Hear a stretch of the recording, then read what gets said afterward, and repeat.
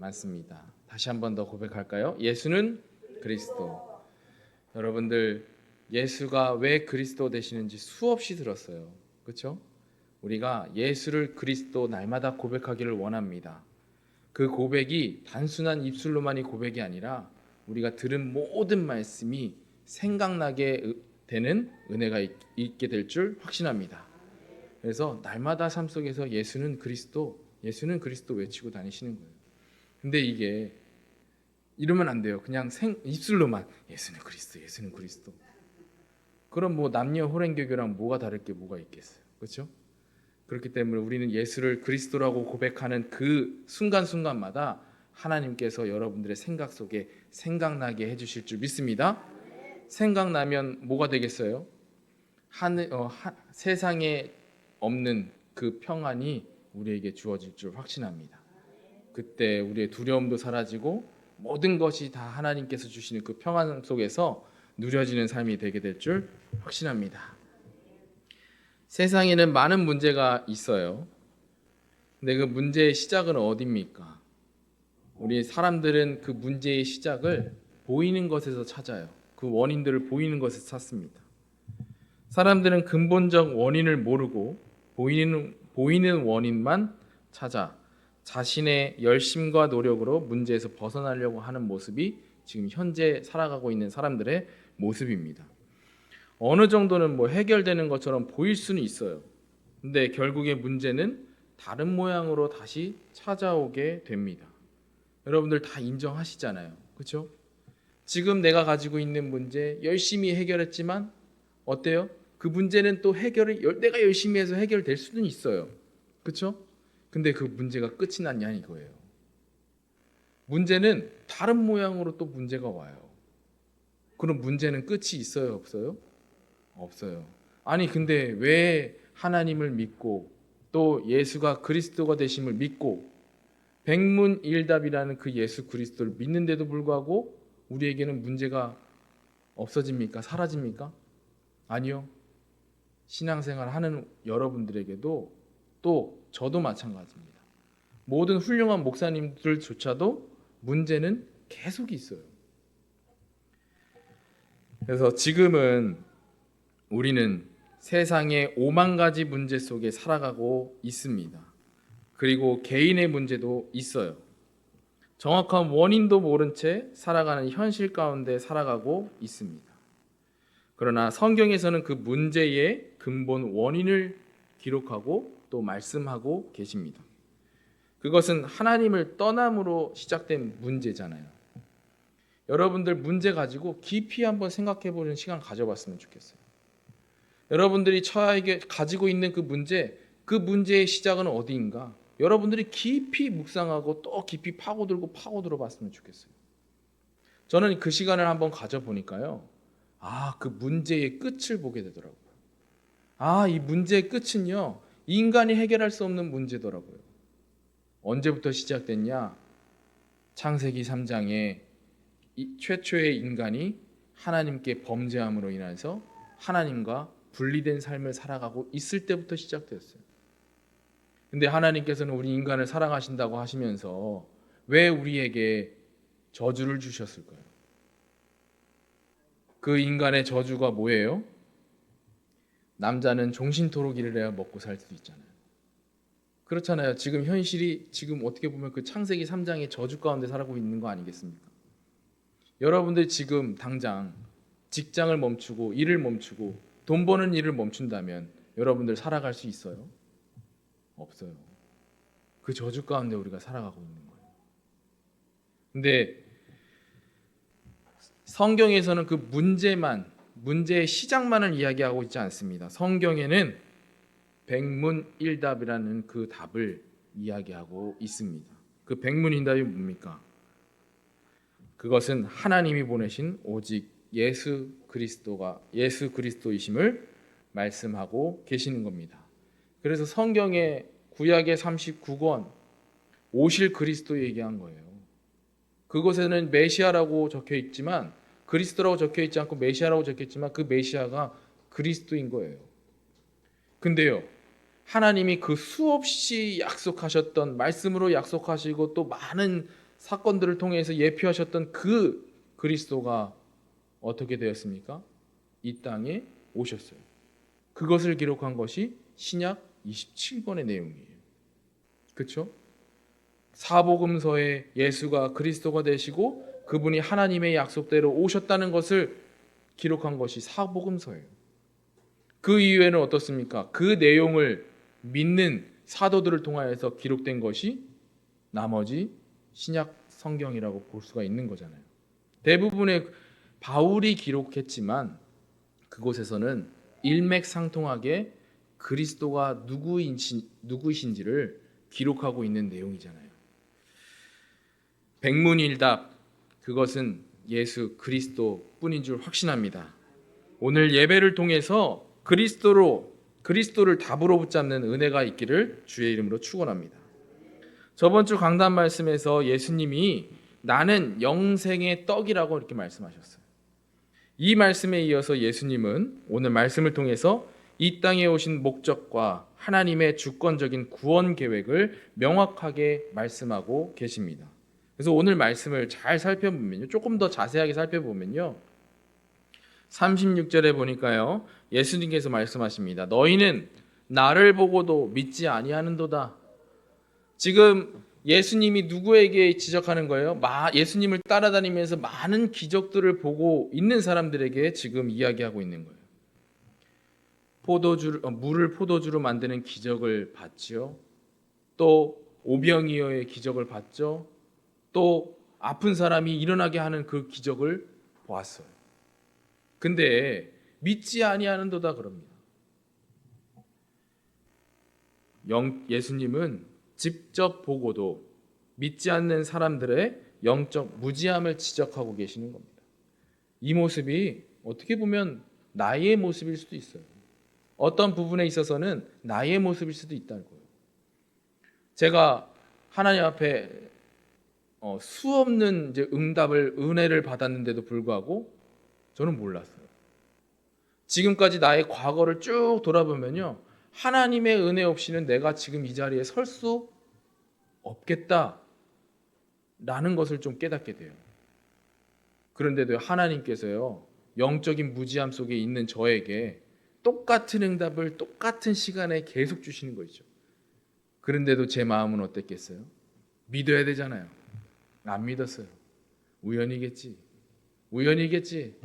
이것 또한 우연이겠지.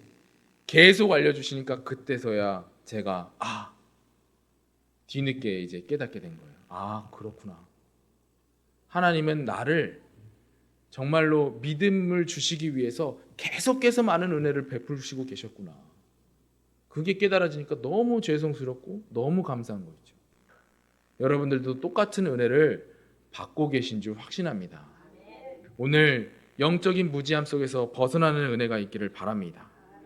또 37절에 보니까요, 아버지께서 내게 주시는 자는 다 내게로 올 것이요 내게 오는 자는 내가 결코 내쫓지 아니하리라, 이렇게 말씀하셨습니다. 그러니까 아버지 곧 하나님을 얘기하는 거죠. 하나님께서 예수님께 주신 자는 다 예수님께로 올 것을 말씀하고 계십니다. 또한 예수님은 자신에게 나오는 자를 절대로 내쫓지 아니하신다고 약속하셨습니다. 38절에는 또 보니까요, 예수님이 오신 목적에 대해서 지금 이야기를 하고 계세요.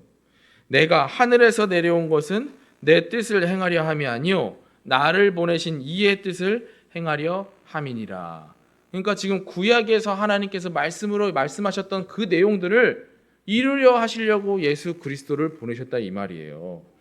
예수님은 자신의 뜻을 이루려고 오신 것이 아니라 하나님의 뜻을 행하려 하늘에서 내려오셨음을 지금 선포하고 계시는 장면입니다. 그리고 마지막으로 하나님의 뜻은 구원과 부활임을 말씀하시고 계세요. 39절에 보니까 나를 보내신 이의 뜻은 내게 주신 자 중에 내가 하나도 잃어버리지 아니하고 마지막 날에 다시 살리는 이것이니라 그랬습니다. 하나님께서 주신 자 중 하나도 잃어버리지 않고 마지막 날에 다시 살리실 것을 약속하시는 내용이에요. 그럼 여러분들은 어떻겠습니까? 이 땅에서의 육체는 죽을 수는 있어요. 세월이 지나면 반드시 하나님의 섭리에 따라 땅에 묻히고 흙으로 돌아가게 되어 있어요.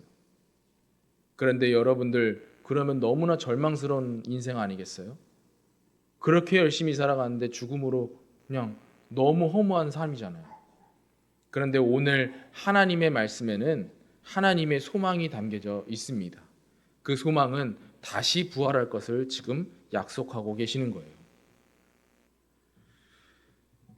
40절에 보니까요. 내 아버지의 뜻은 아들을 보고 믿는 자마다 영생을 얻는 이것이니 마지막 날에 내가 이를 다시 살리리라 하시니라. 이 말은요, 하나님의 아들 되신 예수님을 보고 믿는 자마다 영생을 얻는 것과 마지막 날에 예수님께서 모두를 다시 살리는 것을 지금 이야기하고 있는 장면입니다. 그렇다면 오늘 우리가 이 성경 말씀을 가지고 봐야 될 것이 뭐가 있을까요? 이 말씀을 듣고 우리는 무엇을 볼 수 있어야 되겠습니까? 우리는 오늘 본문 말씀을 통해 세상의 5만 가지 문제 속에 감춰진 영적인 진실과 그 문제를 끝내신 그리스도의 완벽한 해답을 볼 수 있어야 하는 것입니다. 첫 번째로는 세상의 모든 문제는 영적 불신앙에서 시작되는 거예요. 영적 불신앙에서 시작된다는 사실 여러분들 반드시 기억하시기 바랍니다. 예수님을 눈앞에서도 보고도 믿지 못했던 유대인들, 오늘날 수많은 사람들이 세상 문제의 진짜 원인을 보지 못하는 영적 무지함 속에 살아가고 있습니다. 그 유대인들의 모습이 우리의 모습일 수도 있고요. 또 불신자의 모습은 당연한 거고요. 이런 사람들 굉장히 많잖아요. 현장에. 하나님께서 나에게 기적을 베푸시면 내가 하나님 믿겠다. 근데 여러분들 한번 생각해 보시기 바라요. 여러분들 삶 속에 하나님의 기적이 있다면, 하나님의 기적이 보여주신다면 여러분들은 믿겠습니까? 여러분들 앞에 예수님께서 직접 모습으로 나타나셔서 내가 그리스도다 라고 얘기하신다면 여러분들은 어떠실 것 같아요? 진짜 하나님께서 보내신 그리스도가 여러분들 앞에 계신다면 저 같은 경우에는 많은 의심할 것 같아요. 아니, 뭔 소리야? 아니, 그리스도가 저런 모습으로 오신다고? 그러니까 유대인들은 그렇게 생각했단 말이에요. 예수님이 왕의 모습으로 오실 거라고 생각을 했었어요. 근데 예수님께서는 어떻게 오셨어요? 진짜 하찮고 하찮은 그 장소에서 태어나셨잖아요. 말구유, 마곡간에서 태어나셨어요. 그러니까 아니, 어떤 목수의 또 아들이에요. 이게 국회의원의 아들도 아니고요. 그냥 하찮은 목수의 아들에 그런 신분으로 태어났는데 믿겠어요? 만약에 왕으로 오셨더라고 하더라도 우리에게는 믿음이 없을 것 같습니다. 저에게는 믿음이 없을 것 같아요. 엄청 의심만 하다가 결국에는 믿겠냐? 믿으면 감사하겠죠. 믿음이 주어지면 감사하겠지만 저는 끝까지 안 믿을 것 같아요. 제가 무엇을 말씀드리고 싶냐면 사람의 본성이 그렇다는 얘기예요. 그렇잖아요. 사람의 본성이 그래요. 우리의 삶 속에 하나님께서 많은 은혜를 베푸시고 많은 기적들을 베푸셨을 수도 있습니다. 베푸셨다고 저는 확신합니다. 그러나 믿음 있는 사람들이 더 많습니까? 아니면 믿음이 없는 사람들이 더 많습니까? 믿음이 없는 사람이 더 많아요. 여러분들 오늘 이 시간부로 영적인 불신앙에서 벗어나시기를 바랍니다. 많은 사람들이 경제 문제, 건강 문제, 인간관계 문제 보이는 것에만 집착하면서 자신의 열심과 노력으로 버텨보려 합니다. 그런데 성경이 말하는 진짜 문제는 딱 하나, 하나님 떠난 문제예요. 그 문제에서 많은 문제들이 다 파생이 된 거란 말이에요. 하나님을 떠나고 나도 보니까 어떻게 되어 있어요? 종신토록 일을 해야지 먹고 살 그 저주를 받았잖아요. 지금 세상 사람들 그 종신토록 일을 하면서 먹고 살아가는데 그 문제 속에서 어떠한 문제가 와요? 열심히 일하다 보니까 건강 문제 오죠. 또 사람들과 생각이 맞지 않은 사람들과 일하다 보니까 어떠한 문제 와요? 관계 문제 오죠.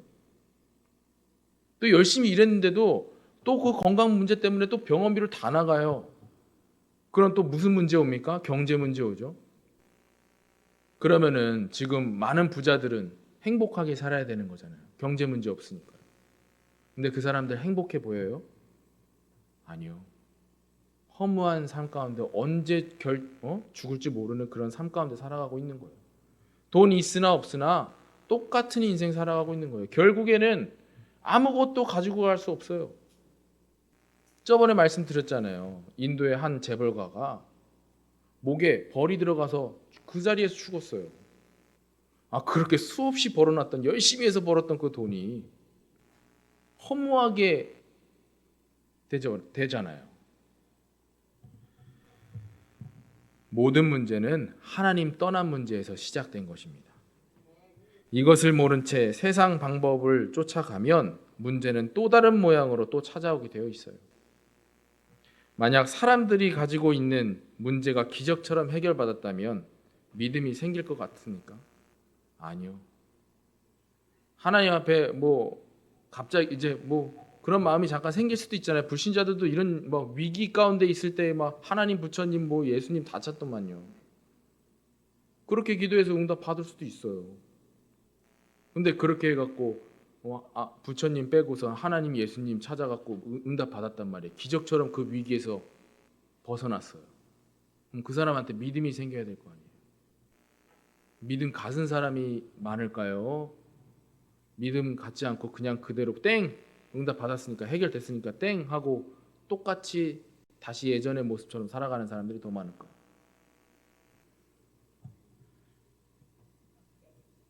아닙니다. 그죠? 결국에는 하나님을 믿는 사람은 없어요. 여러분들 오늘 이 시간 문제를 가지고 나오셨습니까? 내가 가진 문제가 해결되는 응답을 바라보고 나오셨습니까? 오늘 우리는 내가 가진 눈에 보이는 문제를 내려놓고 그 뒤에 숨은 영적 문제를 해결하신 예수 그리스도를 붙잡고 가시기를 주의 이름으로 축원합니다. 두 번째로는 구원의 주권은 오직 하나님께만 있음을 우리가 볼 수 있어야 되는 것입니다. 그러니까 구원이라는 것은요, 여러분들 별 하찮은 것이 아니에요. 그 구원이라는 단어 안에는 해방도 있고요, 내가 가지고 있는 문제 해결 또한 구원이라고 얘기할 수가 있는 거예요. 모든 것을 통틀어서 구원이라고 얘기할 수 있는 거예요. 우리가 예수님께로부터 주어지는 그 구원에 대한 은혜가 없이는 아무 문제 해결 받아봤자 아무 소용 없다는 이 말이에요. 그런데 여러분들 그 구원에 대한 가치, 계속 구원에 대한 얘기 듣다 보면 그 구원에 대한 가치가 자꾸 희미해지는 것 같아요. 여러분들 오늘 구원받은 자로서 이 자리에 모이신 줄 믿습니다. 여러분들이 노력해서 하나님을 찾아간 것이 아니에요. 하나님께서 창세전부터 계획하셨기 때문에 예수 그리스도 앞에 나아올 수 있었던 것입니다. 우리는 선택받은 자예요. 하나님께서 여러분들을 직접 부르신 자예요. 여러분들이 하나님을 찾아간 것이 아니라요, 하나님께서 여러분들을 찾아오셔서 성령으로 여러분들이 이 자리에 인도하셨다는 얘기입니다. 여러분들 그 사실을 꼭 기억하시고 날마다 감사와 기쁨으로 하나님께 예배드리기를 바랍니다. 구원은 우리의 열심과 조건으로 받는 것이 아니에요. 그래서 하나님의 절대 주권 안에 있음을 여러분들 반드시 기억하시기를 바랍니다. 그렇다고 해서 여기에서 오해하시면 안 되는 게 뭐냐면, 열심으로 받는 거 아니라고 하니까요, 여러분들 진짜 신앙생활 열심히 안 하시는 분들 계세요. 아니, 이게 잘못된 거라니까요. 제가 뭐라고 그랬습니까? 그 간절함의 표현의 시작은 뭐라고 그랬어요? 열심이라고 그랬잖아요. 하나님께서는요, 그것을 원하시는 거예요. 간절함을 원하시는 거예요. 여러분들의 열심을 원하시는 것보다 간절함을 원하시는 거예요. 근데 그 간절함의 표현의 시작은 뭐라고요? 열심이라고요. 그러면 여러분들 신앙생활에 있어서 내가 할 수 있는 열심 뭐가 있어요? 우리 한번 생각해 보셔야 돼요. 내가 할 수 있는 열심 뭐가 있습니까? 내 수준에서 열심히 할 수 있는 거 뭐가 있어요? 기도예요. 기도하세요. 이따가도 말씀드리겠지만 여러분들 기도 하실수록 이득이에요. 근데 오해하는 게 있어요. 기도한다고 하니까요, 여러분들 눈 감고 기도하는 줄만 아는 분들도 안 계시겠죠? 꼭 두 손 모아서 기도해야지만이 기도가 하나님께서 받으시는 기도인 줄 아시는 사람이 없겠죠? 그러면 다행이죠. 기도는 꼭 무릎 꿇고 해야 됩니까? 눈 감고 손 모아서 해야 됩니까? 왜 그래야 되는지는 다 이유가 있어요. 그 의미만 놓치지 않으시면 돼요. 기도는요, 눈 뜨고 해도 기도예요. 손이 자연스럽게 움직이면서 해도 기도예요. 꼭 무릎을 꿇은 것만이 기도가 아니라요. 꼭 교회에 나와서만이 하는 기도가 아니라요. 여러분들, 그러면은 기도는 여러분들 삶 속에서 언제든지 무엇을 하든 어디에 있든 할 수 있는 것이 기도입니다. 그렇죠? 눈 감는 이유 있어요. 왜 눈 감을까요? 내가 자꾸 다른 것 바라보니까 눈 감는 거예요. 내가 왜 두 손을 꼭 모을까요? 그건 내가 다른 것을 자꾸 붙잡는 습성이 있기 때문에 그래요.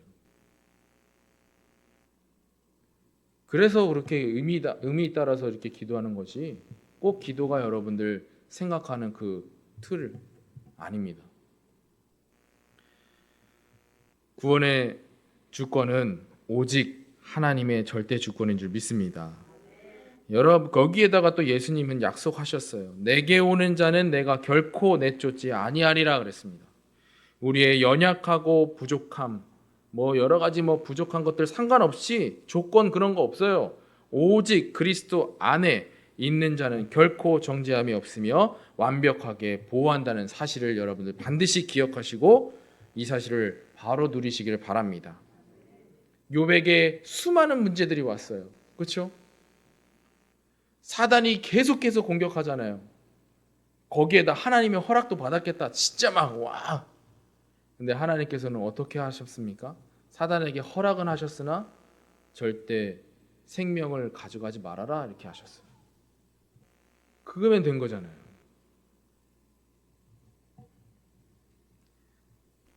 세 번째입니다. 오늘 말씀을 통해서 우리가 볼 것은요, 우리를 향한 하나님의 최종 목적은 완전한 승리임을 여러분들 보실 수 있어야 합니다. 하나님께 완전한 승리는 뭐냐면, 하나님의 뜻은 단순한 이 땅에서의 위로가 아니에요. 이 땅에서 잘 먹고 잘 사는 것이 아닙니다. 우리를 하나도 잊어버리지 않고 마지막 날에 다시 살리는 영생과 부활입니다. 이것만 가지고 계시면 돼요. 지금 당장 삶에 5만 가지 문제가 있더라도 낙심되더라도 우리의 결론은 이미 영원한 생명과 승리로 확정되어 있음을 기억하시길 바랍니다. 여러분들이 정말로 진실로 예수를 그리스도로 믿고 마음에 영접하셨다면 그거부터 하나님의 축복은 시작이에요. 이미 그 시작과 동시에 결론은 이미 승리가 확정되어 있음을 여러분들 기억하시길 바라요. 여러분들에게 가장 큰 것이 여러분들에게 주어져 있는데 여러분들 그 과정이 뭐가 중요하겠어요? 그렇지 않으세요? 여러분들에게 만약에 이재용 회장이 여러분들에게 300억을 약속했어요. 근데 여러분들 그 300억을 받기 전의 일입니다. 그 과정 속에 누군가가 나에게 200만 원을 빌려갔는데 안 갚네요. 그게 문제가 돼요? 왜요? 앞으로 나에게 주어질 300억이 있는데 그게 뭐가 문제가 돼요? 그렇지 않겠습니까? 그러나 여러분들이 그 과정 속에 낙심하고 절망하고 힘들고 어려움다고 생각하는 이유는요, 그 가치를 아직 모르기 때문에 그렇습니다. 여러분들의 이 생의 삶은요, 잠깐이에요. 하나님께서 약속하신 그 생명은요, 영원한 생명입니다.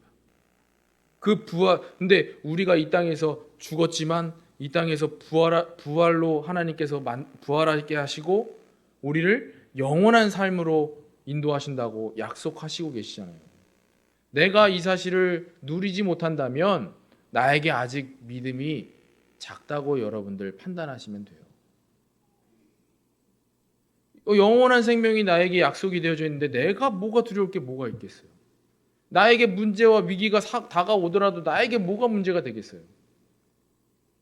제가 이런 말 하니까 저에게는 뭐 확실하게 믿음이 있고 누려지는 것처럼 여러분들 보실 수도 있는데, 저도 순간순간 사람의 그 체질이라는 게 나와요.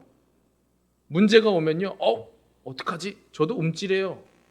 위기가 찾아오면 저도 움찔합니다.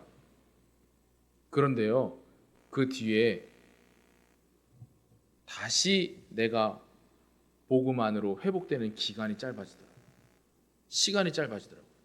순간적으로 문제가 왔을 때는 움찔합니다. 위기가 찾아왔을 때도 되게 움찔해요. 이걸 어떻게 하면 좋지? 하다가도 그렇지, 맞다, 나는 이미 승리를 확정받았는데 내가 두려울 게 뭐가 있는가? 나에게 더 가치 있는 것이 있는데 내가 이 작은 문제 가지고 내가 휘둘릴 필요가 뭐가 있는가? 이런 생각이 들더라고요. 그러다 보니까 그 위기 속에, 그 문제 속에 누구를 찾게 되냐? 자꾸 간절한 마음으로 하나님께 찾게 되는 거예요. 문제 해결해 달라는 얘기, 기도 해요. 당연히 해야 되는 거예요.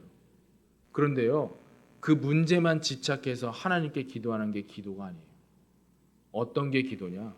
하나님, 내가 이미 승리를 확정받아서 감사한데 나에게 지금 있는 문제도 좀 해결해 주시면 안 되겠습니까? 저는 이게 성경적인 기도라고 봐요.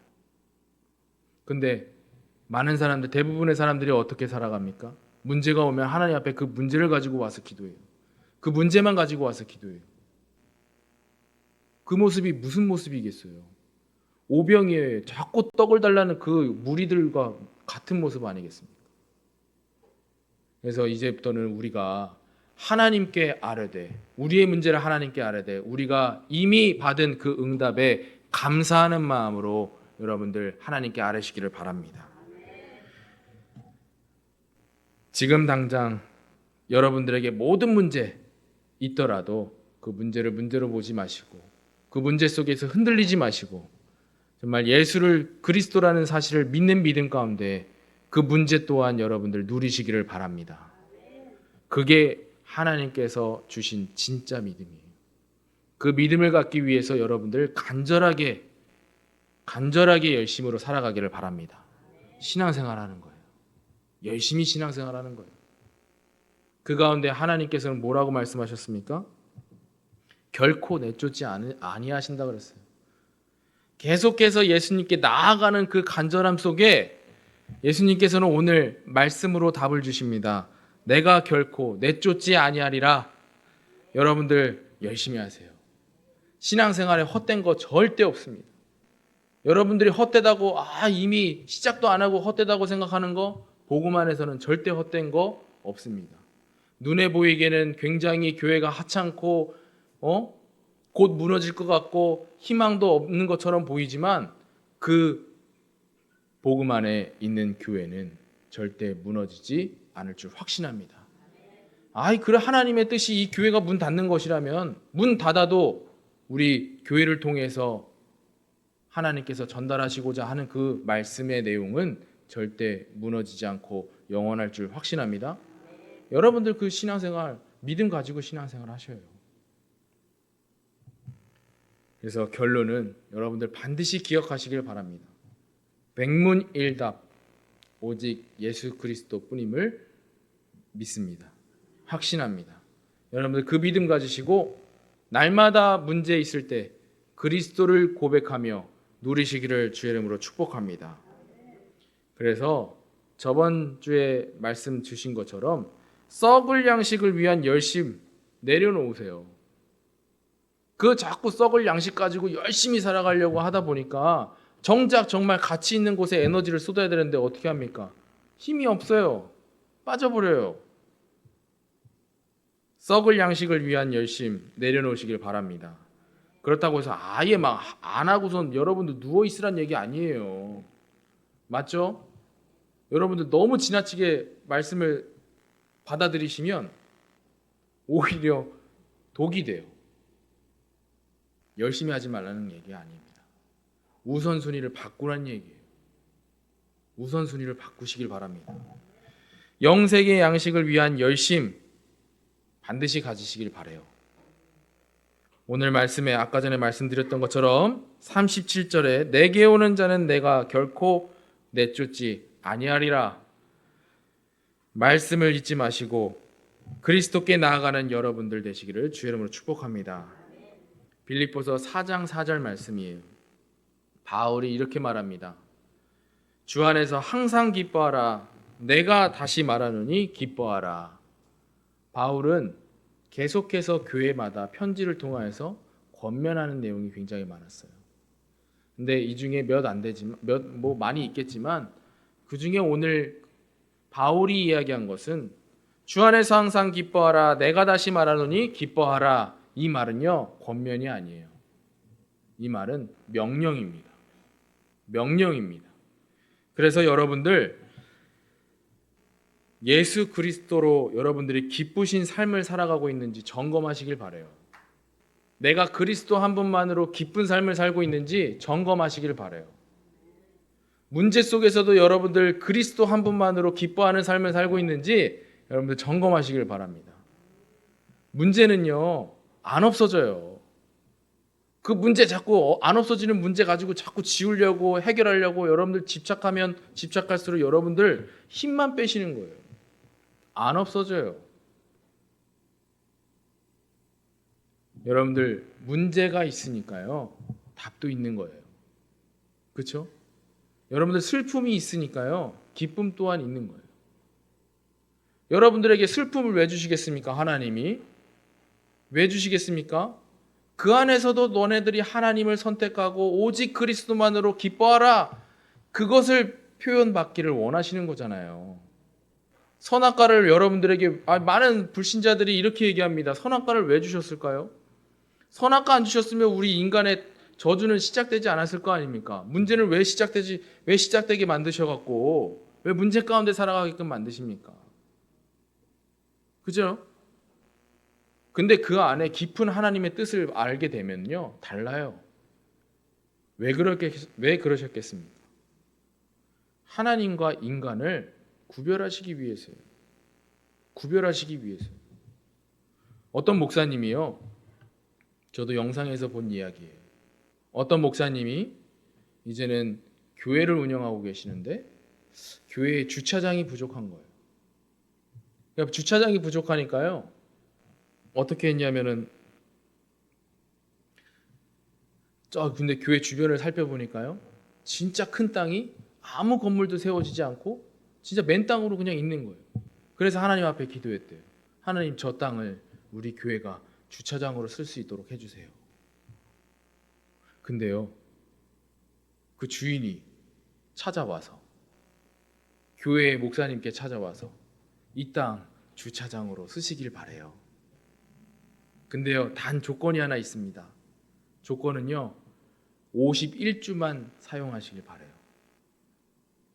그래서 맨 처음에는 넓은 주차장이 생기니까 얼마나 감사해요. 성도들과 함께 감사함으로 막 이제 주차장을 썼는데요, 이제 시간이 지날수록 이제 불평이 생기기 시작하는 거예요. 왜 52주 다 주지 왜 51주만 쓰게끔 하냐. 그런 불평이 나오길래 목사님이 직접 땅 주인을 찾아가서 이야기를 했대요. 물어봤다는 거예요. 혹시 왜 52주 다 쓰게끔 해주시지 왜 51주만 쓰게끔 하십니까? 그때는 그 주인이 하는 말이 너무 기가 막힌 거죠. 만약에 52주 다 쓰게 만들면 이 땅의 주인이 나인 줄 모를 거 아닙니까? 그렇죠? 지금 여러분들에게 문제가 없다면 여러분들이 주인 된 삶을 살아갈 거 아닙니까? 그래서 여러분들에게 결핍이 있고 문제가 있다는 사실 여러분들 기억하시길 바랍니다. 근데 그 문제 속에 여러분들 반드시 기억해야 될 것은 하나님께서는 여러분들을 절대로 방임하지 아니하시고 방치하지 않으시고 하나님께서는 여러분들을 보호하고 계신다는 사실 반드시 기억하시기를 바라요. 그래서 여러분들 기뻐하시길 바라요. 근데 기쁜 것에 연결되어 있는 것은 감사예요. 그래서 빌립보서 4장 6절부터 7절 한번 볼게요.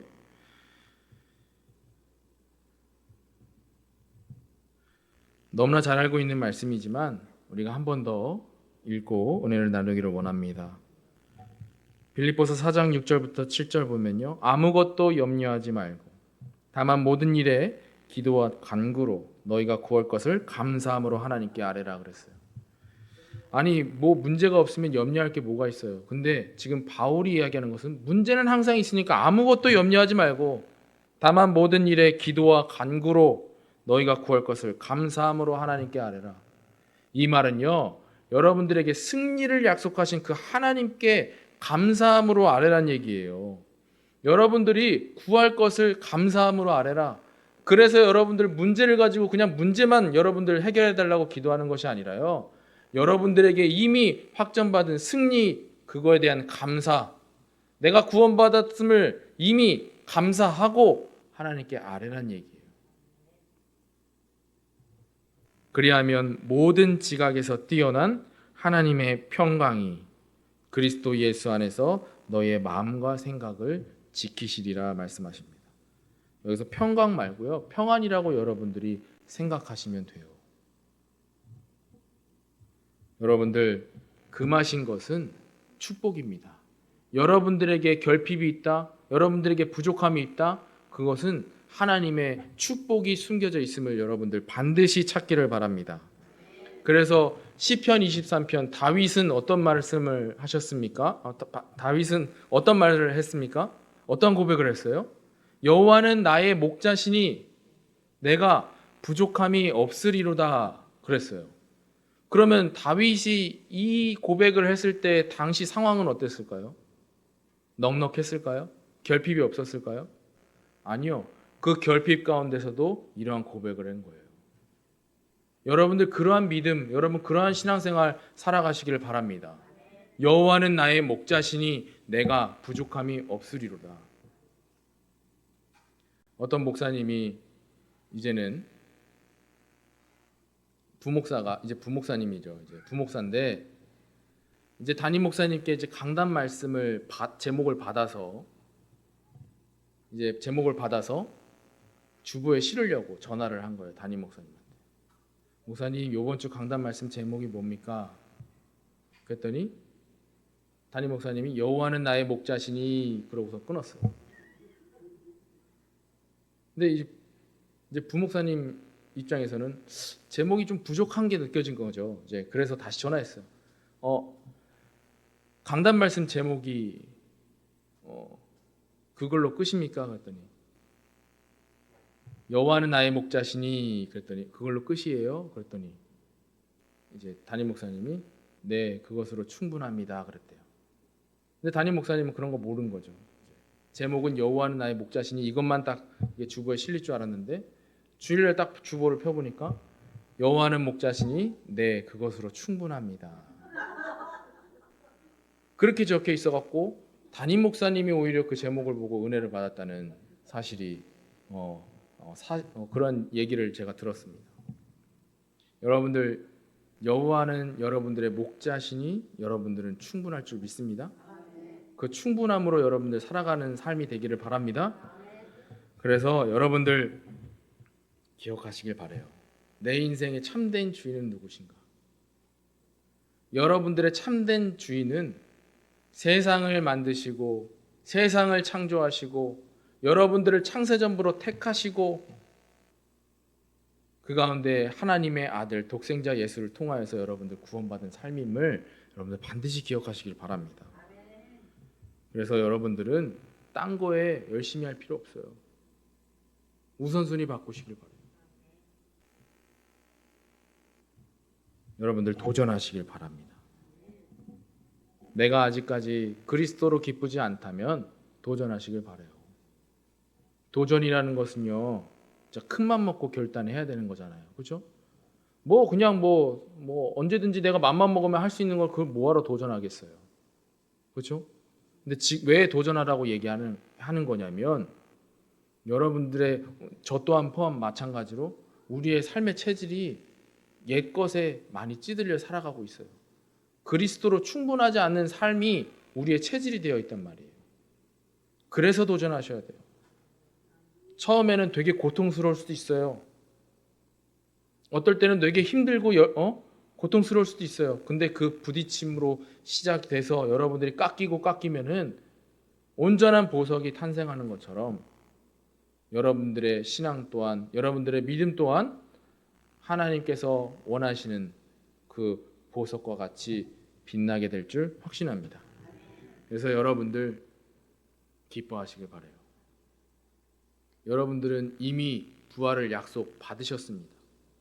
그러니까 여러분들 죽음에 대한 자유함도 있는 거예요. 아니, 그러니까 자유함이 있는 거잖아요. 그렇죠? 죽어도 괜찮을 때 기쁘게 되는 거예요. 여러분들이 가치 있는 것을 놓을 때 참된 기쁨이 있는 거예요. 도전하시길 바랍니다. 여러분들 나중에 확인 한번 해보세요. 내가 그런 거 있잖아요. 내가 하나님의 일을 택하다가 세상의 그 뭔가 이익을 놓쳤어요. 그럴 때 여러분들은 어떻게 했어요? 아씨, 내가 그때만큼은 하나님을 택하지 않고 내가 그 세상 일을 선택했으면 그 이익 보고 내가 다시 신앙생활 회복하면 되지 않는가. 근데 그렇지 않습니다. 진짜 기쁨은요, 내가 그 정도 가치를 예수님께로 옮겼을 때, 내 가치를 예수님께로 옮겼을 때 거기에서 참된 기쁨이 일어나게 될 줄 확신합니다. 그러니까 놓으세요. 지금까지 내가 붙잡고 있던 거, 가치 있다고 생각했던 거 놓으시고 우선순위를 바꾸시길 바랍니다. 참된 기쁨이 여러분들에게 주어지게 될 줄 확신합니다. 기도하겠습니다. 오직 그리스도만이 우리의 삶에 충분한, 또 그리고 오직 그리스도만이 누리는 삶이 될 수 있도록 인도하여 주시옵소서. 다른 것 바라보지 않게 하시고, 내가 다른 것에 먼저 가치를 두고 있다면 그것을 놓게 되는 은혜가 있게 하여 주시옵소서. 살아계신 주 예수 그리스도의 이름으로 기도드렸습니다. 아멘.